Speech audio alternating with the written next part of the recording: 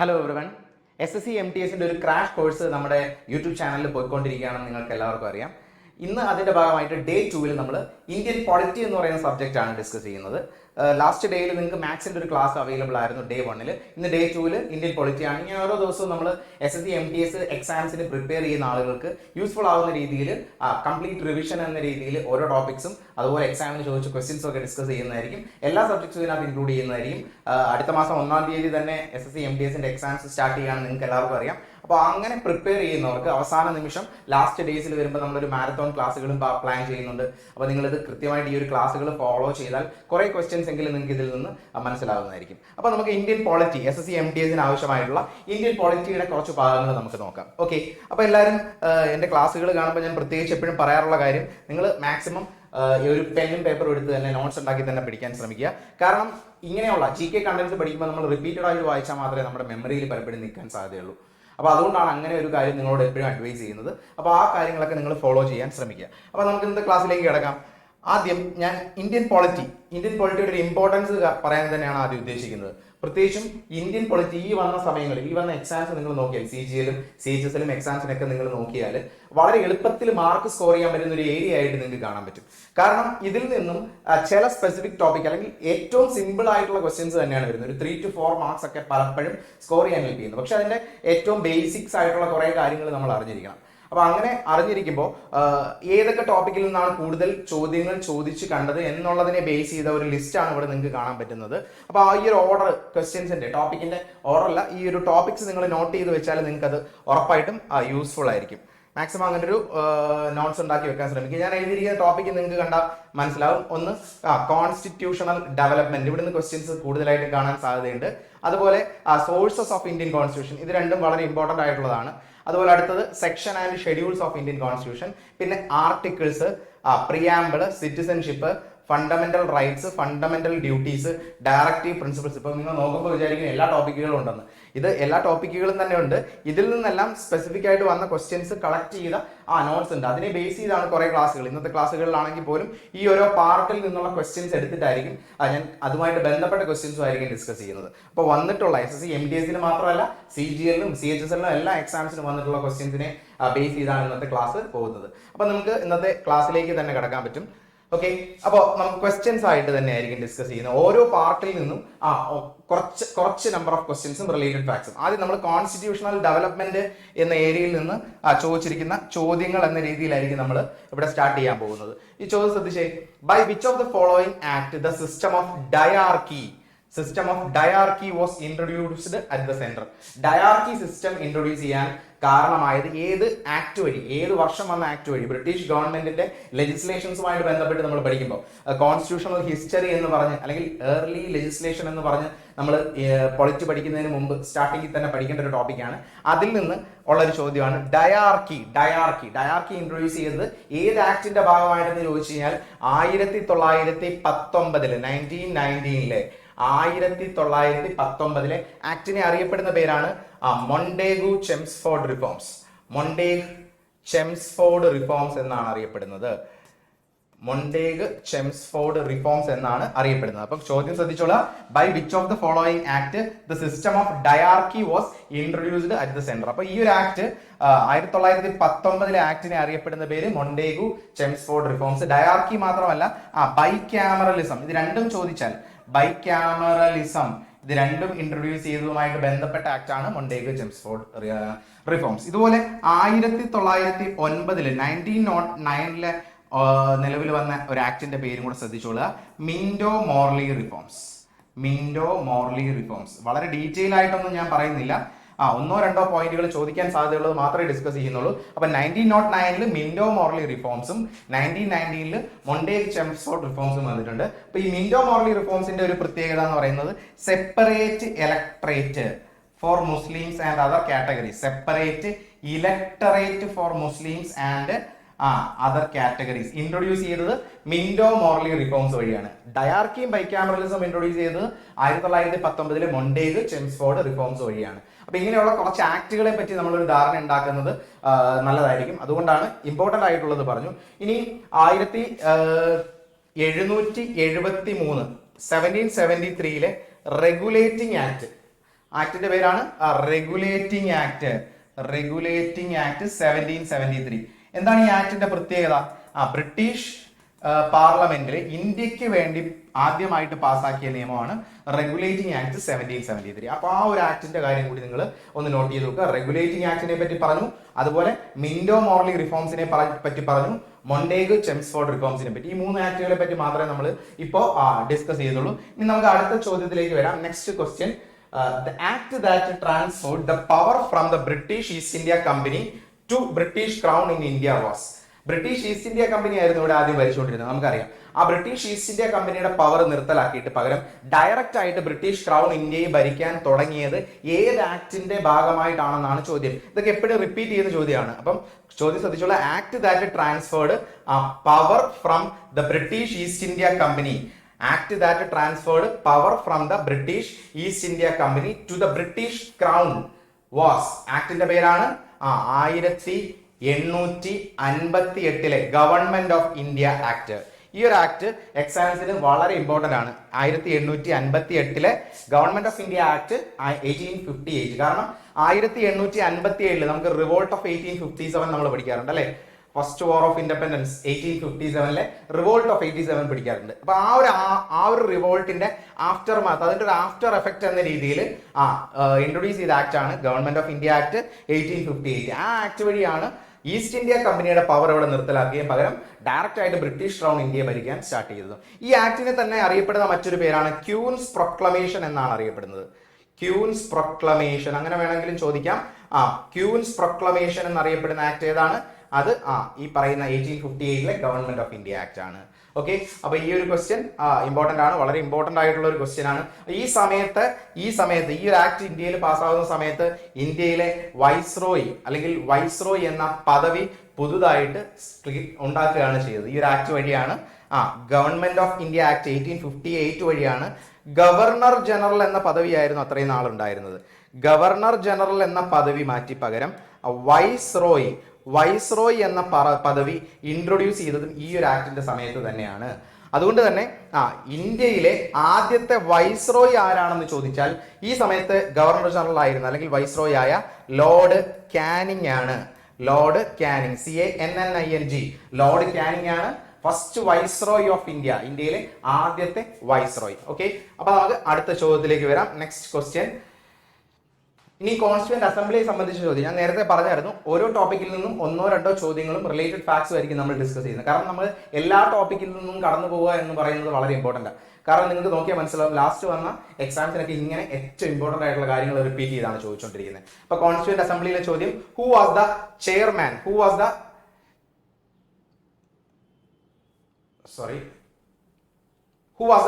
of the House Committee of the Constituent Assembly? House Committee Chairman. ഇത് important ആയിട്ടുള്ള ഒരു ഭാഗമാണ്. House committee, committees of the constituent assembly. Constituent അസംബ്ലിയുമായിട്ട് ബന്ധപ്പെട്ട കമ്മിറ്റീസും അതിന്റെ ചെയർമാൻസിനെയും പറ്റിയുള്ള ചോദ്യങ്ങൾ നിങ്ങൾ പഠിച്ചിരിക്കണം. ഇമ്പോർട്ടന്റ് ആയിട്ടുള്ള ചെയർമാൻ നമുക്കറിയാം. Chairman of drafting committee. Drafting കമ്മിറ്റിയുടെ ചെയർമാൻ ആരാണ്? ഡ്രാഫ്റ്റിംഗ് കമ്മിറ്റിയുടെ നമുക്കറിയാം ഡോക്ടർ BR അംബേദ്കർ ആണ്. ഡോക്ടർ BR അംബേദ്കർ ആണ് ഡ്രാഫ്റ്റിംഗ് കമ്മിറ്റിയുടെ ചെയർമാൻ. അതുപോലെ മറ്റൊരു കമ്മിറ്റിയാണ് ഹൗസ് കമ്മിറ്റി. കോൺസ്റ്റിറ്റ്യൂവന്റ് അസംബ്ലിയിലെ ഹൗസ് കമ്മിറ്റിയിലെ ചെയർമാൻ ആരാണ് ചോദിച്ചു കഴിഞ്ഞാൽ ഉത്തരം പട്ടാഭി സീതാരാമയ്യയാണ് ഹൗസ് കമ്മിറ്റിയുടെ ചെയർമാൻ. ഇനി മറ്റുള്ള 1-2 കമ്മിറ്റികളും കൂടെ ഞാൻ പറയുന്നു. യൂണിയൻ കമ്മിറ്റി അല്ലെങ്കിൽ യൂണിയൻ പവർ കമ്മിറ്റി എന്ന് ചോദിച്ചാൽ അതിന്റെ ചെയർമാൻ ഡോക്ടർ ജവഹർലാൽ നെഹ്റു ആണ്. യൂണിയൻ കമ്മിറ്റി അല്ലെങ്കിൽ യൂണിയൻ പവർ കമ്മിറ്റിയുടെ ചെയർമാൻ ഡോക്ടർ ജവഹർലാൽ നെഹ്റു ആണ് യൂണിയൻ കമ്മിറ്റിയുടെ ചെയർമാൻ. ഇനി കമ്മിറ്റീസ് ഉണ്ട്. Special committee, advisory committee on fundamental rights and minorities. ഇതൊരു മെയിൻ കമ്മിറ്റിയാണ്. Advisory committee on fundamental rights and മൈനോറിറ്റീസിന്റെ മെയിൻ ചെയർമാൻ ആരാണെന്ന് ചോദിച്ചാൽ സർദാർ വല്ലഭായ് പട്ടേൽ ആണ് advisory committee on fundamental rights and മൈനോറിറ്റീസിന്റെ ചെയർമാൻ. അപ്പോൾ ഇത് SSC MTS എക്സാമിന് തന്നെ ചോദിച്ച ഒരു പ്രീവിയസ് ക്വസ്റ്റ്യൻ ആണ്. അപ്പോൾ നിങ്ങൾക്ക് മനസ്സിലാവും SSC MTS 2022 ചോദിച്ച ഒരു ക്വസ്റ്റ്യൻ ആണ്. അപ്പോൾ ഇതുപോലെയുള്ള ചോദ്യങ്ങൾ ഇനിയും റിപ്പീറ്റ് ചെയ്യുക. അപ്പോൾ നിങ്ങൾ ഒന്നുകൂടെ സെൽഫായിട്ട് പ്രിപ്പയർ ചെയ്യുമ്പോൾ chairmans of the constituent assembly വളരെ ഇമ്പോർട്ടന്റ് ആണ്. ഒന്ന് ഡീറ്റെയിൽ ആയിട്ട് നിങ്ങൾ നോക്കാൻ ശ്രമിക്കുക. Chairmans of the constituent assembly. നമുക്ക് അടുത്ത ചോദ്യത്തിലേക്ക് വരാം. Who chaired the drafting committee of the constitution? ഇന്ത്യയുടെ ഡ്രാഫ്റ്റിംഗ് കമ്മിറ്റിയുടെ ചെയർമാൻ ആരായിരുന്നു? അത് പ്രത്യേകിച്ച് പറയേണ്ട ആവശ്യമില്ല. ഡ്രാഫ്റ്റിംഗ് കമ്മിറ്റി ഇപ്പൊ പറഞ്ഞതാണ്. ഡ്രാഫ്റ്റിംഗ് കമ്മിറ്റിയുടെ ചെയർമാന്റെ പേരാണ് doctor BR Ambedkar. Doctor BR Ambedkar ആണ് ഡ്രാഫ്റ്റിംഗ് കമ്മിറ്റിയുടെ ചെയർമാൻ. ഓക്കെ, അപ്പൊ നമുക്ക് ആ ഒരു ചോദ്യം നേരത്തെ പഠിച്ചത് തന്നെയാണ്, നമുക്ക് വീണ്ടും നോക്കേണ്ട ആവശ്യമില്ല. ഇനി എന്നാണ് ഡ്രാഫ്റ്റിംഗ് കമ്മിറ്റി അപ്പോയിന്റ് ചെയ്തത്? എന്നാണ് when was the drafting committee appointed? അങ്ങനെ ഒരു ചോദ്യം വരികയാണെങ്കിൽ ഉത്തരം ശ്രദ്ധിച്ചോളുക. 1947 ഓഗസ്റ്റ് എന്നാണ്? ഓഗസ്റ്റ് 29. ഈ ഒരു ഡേറ്റ് കൂടി ശ്രദ്ധിച്ചോളുക. ഡ്രാഫ്റ്റിംഗ് കമ്മിറ്റി അപ്പോയിന്റ് ചെയ്ത ഡേറ്റ് 1947 ഓഗസ്റ്റ് 29. നമുക്ക് കൃത്യമായിട്ട് ഓർക്കാൻ പറ്റും. ഓഗസ്റ്റ് 15 സ്വാതന്ത്ര്യം കിട്ടി. കൃത്യം 14 ദിവസം കഴിഞ്ഞ് അല്ലെ? 14 ദിവസം കഴിഞ്ഞ് 2 ആഴ്ച കഴിഞ്ഞാണ് ഓഗസ്റ്റ് 29 ഡ്രാഫ്റ്റിംഗ് കമ്മിറ്റി അപ്പോയിന്റഡ് ആകുന്നത്. അടുത്ത ചോദ്യത്തിലേക്ക് വരാം. Next question. Who was appointed as the assembly's constitutional adviser? Constitutional adviser. Constituent അസംബ്ലിയിൽ പല പദവികളും വഹിച്ച ആളുകളെ പറ്റി നമ്മൾ അറിഞ്ഞിരിക്കണം. ഇവിടെ കോൺസ്റ്റിറ്റ്യൂഷണൽ അഡ്വൈസർ എന്നാണ് ചോദിച്ചത്. ആരാണ് കോൺസ്റ്റിറ്റ്യൂഷണൽ അഡ്വൈസർ എന്ന് ചോദിച്ചാൽ ഒരു സംശയം വേണ്ട, ഓപ്ഷൻ A ആണ് ശരി ഉത്തരം. BN റാവു. BN റാവു ആണ് കോൺസ്റ്റിറ്റ്യൂഷണൽ അഡ്വൈസർ ആയിട്ട് അപ്പോയിന്റ് ചെയ്തത്. അപ്പോ ഇങ്ങനെ ചോദ്യം ചോദിക്കാം. ആദ്യത്തെ പ്രസിഡന്റ് അല്ലെങ്കിൽ temporary president of the constituent assembly, temporary president അല്ലെങ്കിൽ ഫസ്റ്റ് പ്രസിഡന്റ്, കോൺസ്റ്റിറ്റ്യൂന്റ് അസംബ്ലിയിലെ ഫസ്റ്റ് പ്രസിഡന്റ് അല്ലെങ്കിൽ ടെമ്പററി പ്രസിഡന്റ് ആരാണെന്ന് ചോദിച്ചാൽ എന്താണ് ഉത്തരം? ഡോക്ടർ സച്ചിദാനന്ദ സിൻഹ. ഡോക്ടർ സച്ചിദാനന്ദ സിൻഹ ആയിരുന്നു ടെമ്പററി പ്രസിഡന്റ് അല്ലെങ്കിൽ first president of the constituent assembly. ഇനി പെർമനന്റ് പ്രസിഡന്റ് അല്ലെങ്കിൽ രണ്ടാമത് പ്രസിഡന്റ് ആയിട്ട് എലക്ട് ചെയ്ത് ആരെയാണെന്ന് ചോദിച്ചാൽ അതിന്റെ ഉത്തരം ഡോക്ടർ രാജേന്ദ്ര പ്രസാദ്. ഡോക്ടർ രാജേന്ദ്ര പ്രസാദ്. ഈ 2 പോയിന്റുകൾ ഓർത്തോളുക. അപ്പൊ നമ്മൾ കോൺസ്റ്റിറ്റ്യൂഷണൽ അഡ്വൈസറുടെ പേര് മാത്രമാണ് ആദ്യം പറഞ്ഞത്. അതിന്റെ കൂടെ പറഞ്ഞത് ടെമ്പററി പ്രസിഡന്റ് അല്ലെങ്കിൽ ആദ്യത്തെ പ്രസിഡന്റ് ഡോക്ടർ സച്ചിദാനന്ദ സിൻഹയും പെർമനന്റ് ആയിട്ട് പ്രസിഡന്റ് ആയിട്ട് എലക്ട് ചെയ്ത് ഡോക്ടർ രാജേന്ദ്ര പ്രസാദിനെ ആയിരുന്നു. അപ്പൊ ഈ 2 പോയിന്റുകൾ നമ്മൾ ഓർക്കാൻ ശ്രമിക്കുക. അടുത്ത ചോദ്യത്തിലേക്ക് വരാം. അടുത്ത ചോദ്യം. Who replaced Sachchidananda Sinha? ഇപ്പൊ പറഞ്ഞ കാര്യം തന്നെയാണ് ഇവിടെ വീണ്ടും പറഞ്ഞിരിക്കുന്നത്. Who replaced Sachchidananda Sinha as president of the constituent assembly? Sachchidananda സിൻഹയെ റീപ്ലേസ് ചെയ്ത് പ്രസിഡന്റ് ആയതായിരുന്നു. നമ്മളിപ്പോ പറഞ്ഞു ആദ്യം സച്ചിദാനന്ദ സിൻഹ ആയിരുന്നു, പിന്നീട് അത് ഡോക്ടർ രാജേന്ദ്ര പ്രസാദ് ആയിരുന്നു എന്ന് നമ്മൾ നേരത്തെ പറഞ്ഞത് തന്നെ. അതുകൊണ്ട് ഈ ഒരു ചോദ്യം ചെയ്യാൻ നിങ്ങൾക്ക് സംശയമൊന്നും ഉണ്ടാവത്തില്ല, എളുപ്പത്തിൽ ഇതിന്റെ ഉത്തരം കിട്ടും. അടുത്ത ചോദ്യം. When did the constituent assembly adopted the constitution of India? നല്ല ചോദ്യമാണ് അല്ലെ? ഇന്ത്യൻ കോൺസ്റ്റിറ്റ്യൂന്റ് അസംബ്ലി കോൺസ്റ്റിറ്റ്യൂഷനെ അഡോപ്റ്റ് ചെയ്തത് ഏതാണ് എന്നാണ് ഡേറ്റ് ചോദിച്ചു. ഈ ഡേറ്റ് ഇമ്പോർട്ടന്റ് ആണ്. നവംബർ 26, 1949. നവംബർ 26. ഈ ഒരു ഡേറ്റ് ഓർത്തോളുക. November 26, 1949 1949 constituent assembly Indian constitution adopt ചെയ്തത്. അതേസമയം നിലവിൽ വന്നത് എന്താണെന്ന് ചോദിച്ചു കഴിഞ്ഞാൽ ജനുവരി 26 came into force അല്ലെങ്കിൽ came into effect, came into force on നിലവിൽ വന്നത് ജനുവരി 26, 1950 കോൺസ്റ്റിറ്റ്യൂന്റ് അസംബ്ലി അത് അഡോപ്റ്റ് ചെയ്തത് എന്നാണെന്ന് ചോദിച്ചാൽ അത് നവംബർ 26, 1949 ആണ്. SSC MTS തന്നെ പ്രീവിയസ് ക്വസ്റ്റ്യൻ ആണ്. നിങ്ങൾ ശ്രദ്ധിച്ച് SSC MTS 2019 ചോദിച്ച ചോദ്യമാണ്. അപ്പൊ ഈ ചോദ്യങ്ങളൊക്കെ ഇനി റിപ്പീറ്റ് ചെയ്ത് ചോദിക്കാം. അടുത്ത ചോദ്യം ശ്രദ്ധിച്ച്. In the Indian constitution principle of liberty is borrowed from? അതായത് ഇന്ത്യൻ കോൺസ്റ്റിറ്റ്യൂഷൻ നമുക്കറിയാം പല രാജ്യങ്ങളിൽ നിന്നും പല ഫീച്ചേഴ്സ് ഉൾക്കൊണ്ടിട്ടാണ് നിലവിൽ വന്നത്. പല രാജ്യത്തു നിന്നും പല കാര്യങ്ങളും കടമെടുത്തിട്ടുണ്ടെന്ന് വേണമെങ്കിൽ പറയാം. അങ്ങനെ കടമെടുത്ത ഫീച്ചേഴ്സ് നമുക്ക് എക്സാമിൽ സ്ഥിരമായിട്ട് ചോദിക്കാറുണ്ട്. അതും MTS 2019 ചോദിച്ചിട്ടുള്ള ചോദ്യമാണ്. അപ്പൊ നിങ്ങൾ പ്രിപ്പയർ ചെയ്യുമ്പോൾ borrowed features of Indian constitution എന്ന് പറയുന്ന ടോപ്പിക്കിൽ കുറച്ചുകൂടി സ്ട്രെസ് കൊടുത്ത് പഠിക്കാൻ ശ്രമിക്കുക. ഇവിടെ ഇന്ത്യൻ കോൺസ്റ്റിറ്റ്യൂഷനിൽ ലിബർട്ടി ആണ് ചോദിച്ചിരിക്കുന്നത്. അപ്പൊ ഒരു കാര്യം പറയട്ടെ, ലിബർട്ടി, ഈക്വാളിറ്റി ആൻഡ് ഫ്രാറ്റേണിറ്റി, ഈ 3 ടേംസും, ലിബർട്ടി, ഇക്വാലിറ്റി ആൻഡ് ഫ്രാറ്റേണിറ്റി, ഈ 3 ടേംസും ഫ്രാൻസിൽ നിന്നാണ്. നോട്ട് ചെയ്തോളാം. ലിബർട്ടി, ഇവിടെ ലിബർട്ടി മാത്രമേ ചോദിച്ചിട്ടുള്ളൂ. അപ്പൊ ലിബർട്ടി, ഇക്വാലിറ്റി, ഫ്രാറ്റേണിറ്റി ഇത് 3ഉം ഫ്രാൻസിൽ നിന്നാണ്. ഫ്രഞ്ച് റെവല്യൂഷനിൽ നിന്ന് ഉൾക്കൊണ്ട കുറച്ച് കാര്യങ്ങളാണ് ഈ പറയുന്ന ലിബർട്ടി, ഇക്വാലിറ്റി, ഫ്രാറ്റേണിറ്റി എന്ന് പറയുന്നത്. ഓക്കെ, അടുത്ത ചോദ്യത്തിലേക്ക് നമുക്ക് പോവാം. Directive principles of state policy. Directive principles of state policy ഏത് രാജ്യത്ത് നിന്നാണ് എടുത്തിരിക്കുന്നതെന്നാണ് ചോദ്യം. ഇതും എപ്പോഴും റിപ്പീറ്റ് ചെയ്യുന്ന ചോദ്യമാണ്. Directive principles of state policy ഏത് രാജ്യത്തു നിന്നാണ്? നമുക്കറിയാം അയർലൻഡിൽ നിന്നാണ്, അല്ലെങ്കിൽ ഐറിഷ് കോൺസ്റ്റിറ്റ്യൂഷനിൽ നിന്നാണ് ഈ ഒരു ഫീച്ചർ ബോറോ ചെയ്തിരിക്കുന്നത്. അപ്പം ബോറോഡ് ഫീച്ചേഴ്സ് വളരെ ഇമ്പോർട്ടന്റ് ആണ്.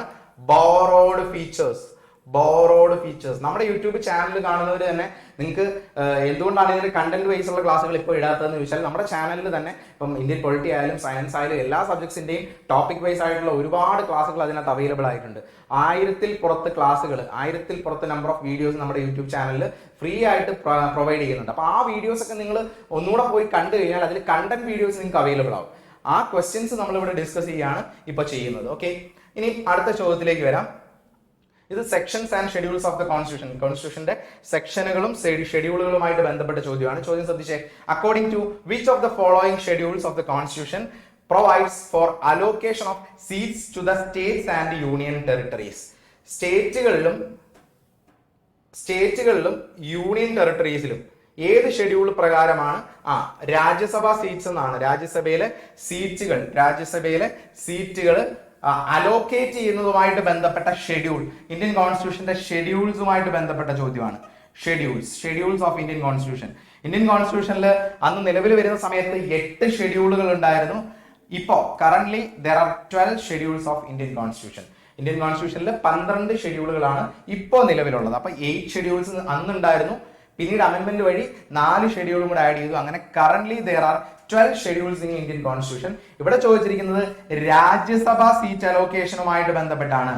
രാജ്യസഭ സീറ്റ് അലോക്കേഷനുമായിട്ട് ബന്ധപ്പെട്ട ഷെഡ്യൂൾ ചോദിച്ചാൽ ഷെഡ്യൂൾ 4, 4ാമത്തെ ഷെഡ്യൂളാണ്. ഈ ഷെഡ്യൂൾസ് ഓർക്കാൻ നമ്മളൊരു കോഡ് പലപ്പോഴും പഠിക്കാറുണ്ട്. Tears of old P M എന്ന് പറയുന്ന ഒരു കോഡ് വെച്ചിട്ട് നമുക്കിത് ഓർക്കാൻ പറ്റുന്നതാണ്. ഷെഡ്യൂൾസ് ഏതൊക്കെയാണ് എന്ന് പറയുന്നത്. ഇതിന്റെ ക്ലാസ്സുകൾ നമ്മുടെ യൂട്യൂബ് ചാനലിൽ അവൈലബിൾ ആണ്. ഷെഡ്യൂൾസ് ഓഫ് കോൺസ്റ്റിറ്റ്യൂഷനെ പറ്റിയുള്ള ക്ലാസ്സുകൾ അവൈലബിൾ ആണ്. അപ്പം Rajya Sabha seat allocation 4th schedule, 4ാമത്തെ ഷെഡ്യൂൾ. ഇത് കുറെ കൂടി ഇമ്പോർട്ടന്റ് ആയിട്ടുള്ള ഒരു ക്വസ്റ്റ്യൻ തന്നെയാണ്. അടുത്ത ചോദ്യം, how many schedules are there in Indian constitution? Indian കോൺസ്റ്റിറ്റ്യൂഷനിൽ എത്ര ഷെഡ്യൂളുകളുണ്ട്? ഞാനിപ്പോൾ പറഞ്ഞതേ ഉള്ളൂ. കോൺസ്റ്റിറ്റ്യൂഷൻ നിലവിൽ വരുന്ന സമയത്താണ്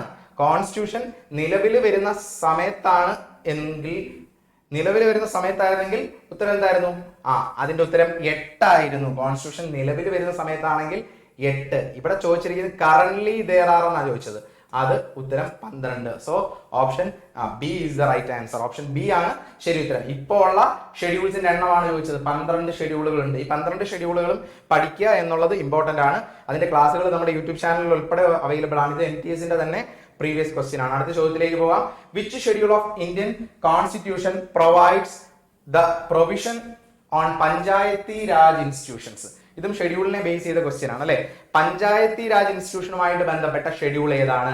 അപ്പോ tears of old P M എന്ന് പറയുന്ന കോഡിൽ ലാസ്റ്റ് 2 11ാമത്തെയും 12ാമത്തെയും PM, 11ാമത്തെ ഷെഡ്യൂളുമായിട്ട് ബന്ധപ്പെട്ട് പഞ്ചായത്തി രാജുമായിട്ട് ബന്ധപ്പെട്ടത് 11ാമത്തെ ഷെഡ്യൂളും 12 മുനിസിപ്പാലിറ്റീസുമായിട്ട് ബന്ധപ്പെട്ട ഷെഡ്യൂളും. അപ്പൊ ഇവിടെ ചോദിച്ചത് പഞ്ചായത്തി രാജാണ്. അതുകൊണ്ട് തന്നെ 11th schedule Panchayati Raj, municipalities ആണ്. 12th ആണെങ്കിൽ അത് മുനിസിപ്പാലിറ്റീസുമായിട്ട് ബന്ധപ്പെട്ട ഷെഡ്യൂളാണ്. ഓക്കെ, അടുത്ത ചോദ്യത്തിലേക്ക് വരാം. ഇത് ഇന്ത്യൻ കോൺസ്റ്റിറ്റ്യൂഷനിലെ ലിസ്റ്റുകളുമായിട്ട് ബന്ധപ്പെട്ടാണ്. യൂണിയൻ ലിസ്റ്റ്, സ്റ്റേറ്റ് ലിസ്റ്റ്, അതുപോലെ കൺകറന്റ് ലിസ്റ്റ്. ഈ ലിസ്റ്റുകളെ സംബന്ധിച്ച ചോദ്യമാണ്. ചോദ്യം ശ്രദ്ധിച്ചേ. Subject of sports come under which list of Indian constitution? Indian കോൺസ്റ്റിറ്റ്യൂഷനിലെ ഏത് ലിസ്റ്റിലാണ് എന്തുള്ളത്? സ്പോർട്സ് എന്ന് പറയുന്ന സബ്ജക്ട് ഉള്ളതെന്നാണ് ചോദ്യം. റൈറ്റ് ആൻസർ ഏതാണ്? സ്പോർട്സുമായിട്ട് ബന്ധപ്പെട്ടത് സ്റ്റേറ്റ് ലിസ്റ്റിലാണ് സ്പോർട്സ് ഉള്ളത്. സ്പോർട്സ്. ഓക്കെ, ഇനി നമ്മൾ ഈ പറയുന്ന ലിസ്റ്റുകളെ പറ്റി പഠിക്കുമ്പോൾ, സ്റ്റേറ്റ് ലിസ്റ്റ്, യൂണിയൻ ലിസ്റ്റ്, അതുപോലെ കൺകറന്റ് ലിസ്റ്റിനെ പറ്റി പഠിക്കുമ്പോൾ അതിൽ ശ്രദ്ധിക്കേണ്ട ഒരു കാര്യം എന്താണ്? State list, union list, concurrent list, ഒരുപാട് നമ്പർ ഓഫ് സബ്ജക്ട്സ് ഉണ്ട്. എല്ലാം കൂടെ പഠിക്കുക എന്ന് പറയുന്നത് നമ്മളെ സംബന്ധിച്ച് ബുദ്ധിമുട്ടുള്ള കാര്യം അല്ലെ. അതുകൊണ്ട് നമുക്ക് സ്റ്റേറ്റ് ലിസ്റ്റിലും യൂണിയൻ ലിസ്റ്റിലും കൺകറന്റ് ലിസ്റ്റിലുള്ള മെയിൻ ആയിട്ടുള്ള കുറച്ച് സബ്ജക്ട്സ് നമ്മൾ പഠിച്ചിരിക്കണം. അപ്പൊ ഞാൻ ഇവിടെ പറയുന്ന കുറച്ച് ലിസ്റ്റ് എങ്കിലും നിങ്ങൾ പഠിക്കാൻ ശ്രമിക്കുക. സ്റ്റേറ്റ് ലിസ്റ്റിലുള്ളത് നമുക്ക് തെറ്റിപ്പോകാൻ സാധ്യതയുണ്ട്. പബ്ലിക് ഹെൽത്ത് ആൻഡ് സാനിറ്റേഷൻ, അത് സ്റ്റേറ്റ് ലിസ്റ്റിലുള്ള സബ്ജക്റ്റ് ആണ്. അഗ്രികൾച്ചർ, ഫിഷറീസ്, ഇത് നമ്മൾ ഓർക്കാൻ സാധ്യതയുണ്ട്, തെറ്റാൻ സാധ്യതയില്ല അല്ലെ. Agriculture, fisheries, public health and sanitation, ഇതൊക്കെ സ്റ്റേറ്റ് ലിസ്റ്റ് ആണ്. ഇനി യൂണിയൻ ലിസ്റ്റിൽ വരുന്നത് defence, atomic energy, foreign affairs, war and piece, banking, railways, Airways, post and telegraph port. ഇതെല്ലാം യൂണിയൻ ലിസ്റ്റുമായിട്ട് ബന്ധപ്പെട്ട, ഇതിൽ കൺഫ്യൂഷൻ ഉണ്ടാകുമെന്ന് തോന്നുന്ന ലിസ്റ്റിലുള്ള സബ്ജക്ട്സ് നിങ്ങൾ ക്ലിയർ ആയിട്ട് പഠിക്കാൻ ശ്രമിക്കും. ഇനി കൺകറന്റ് ലിസ്റ്റിലുള്ളതാണ് education, forest, trade, unions, transfer of property other than agricultural land തുടങ്ങിയവ. അപ്പൊ എഡ്യൂക്കേഷൻ ഇമ്പോർട്ടന്റ് ആണ്, എക്സാമിന് ഇതിനു മുമ്പ് ചോദിച്ചിട്ടുണ്ട്. ഫോറസ്റ്റ് ഇമ്പോർട്ടന്റ് ആണ്, ഇത് രണ്ടും എക്സാമിന് നേരത്തെ ചോദിച്ചിട്ടുണ്ട്. അപ്പൊ എഡ്യൂക്കേഷൻ, ഫോറസ്റ്റ് രണ്ടും കൺകറന്റ് ലിസ്റ്റിൽ വരുന്നതാണ്. ഇനി ഈ ഒരു ലിസ്റ്റുകളുമായിട്ട് ബന്ധപ്പെട്ട ഒരു ഫാക്ട് കൂടെ പറയട്ടെ. 42ാമത്തെ അമെന്റ്മെന്റ് ഇമ്പോർട്ടന്റ് ആയിട്ടുള്ള ഒരു അമെന്റ്മെന്റ് ആണ്. മിനി കോൺസ്റ്റിറ്റ്യൂഷൻ എന്നറിയപ്പെടുന്ന ഒരുപാട് മാറ്റങ്ങൾ ഇന്ത്യൻ ഭരണഘടനയിൽ കൊണ്ടുവന്ന ഒരു അമെന്റ്മെന്റ് ആണ് 42ാമത്തെ അമെന്റ്മെന്റ്. 42nd amendment 1976. ഈ ഒരു അമെന്റ്മെന്റ് വഴി സ്റ്റേറ്റ് ലിസ്റ്റിൽ നിന്ന് ചില സബ്ജക്ട്സ് കൺകറന്റ് ലിസ്റ്റിലോട്ട് കൺവേർട്ട് ചെയ്തു. അപ്പൊ ആ ലിസ്റ്റിൽ കൺവേർട്ട് ചെയ്ത് ഏതൊക്കെയാണ്, ഈ അമെന്റ്മെന്റ് വഴി കൺവേർട്ട് ചെയ്തത് ഏതൊക്കെ സബ്ജക്ട്സ് ആണ്, അതൊന്ന് അറിഞ്ഞിരിക്കുന്നത് നല്ലതാണ്. ചോദ്യമായിട്ട് വേണമെങ്കിൽ ചോദിക്കാം. Education, forest, weights and measures, protection of wild life and birds, administration of justice. ഈ 5 സബ്ജക്ട്സും നേരത്തെ സ്റ്റേറ്റ് ലിസ്റ്റിലാണ് ഉണ്ടായിരുന്നത്, അതിനെ കൺകറന്റ് ലിസ്റ്റിലോട്ട് മാറ്റി. അപ്പം കറന്റ് ഇതിന്റെ പൊസിഷൻ ചോദിച്ചാൽ ഇതെല്ലാം കൺകറന്റ് ലിസ്റ്റിലുള്ളതാണ്. ഈ 42ാമത്തെ അമെന്റ്മെന്റ് 1976 ഇന്ദിരാഗാന്ധിയുടെ സമയത്താണ് ഈ ഒരു അമെന്റ്മെന്റ് പാസ്സായത്. ഓക്കെ, അപ്പൊ ഇത്രയും കാര്യങ്ങളാണ് നമ്മൾ ഇന്നത്തെ ക്ലാസ്സിൽ ഡിസ്കസ് ചെയ്യുന്നത്. ഇന്നത്തെ ക്ലാസ്സിൽ നമ്മൾ കോൺസ്റ്റിറ്റ്യൂഷന്റെ കുറച്ച് ഏറ്റവും ഇമ്പോർട്ടന്റ് ആയിട്ടുള്ള ക്വസ്റ്റ്യൻസും അതുമായിട്ട് ബന്ധപ്പെട്ട ഫാക്ട്സും ഡിസ്കസ് ചെയ്തു. ഈ ക്വസ്റ്റ്യൻസ് ഒക്കെ നമുക്ക് ഇനി വരുന്ന എക്സാമിന് എക്സ്പെക്ട് ചെയ്യാൻ സാധിക്കുന്നതാണ്. ഈ ക്ലാസ്സുകളൊക്കെ നിങ്ങൾക്ക് ഉപയോഗം ആയി എന്ന് വിശ്വസിക്കുന്നു. Thank you.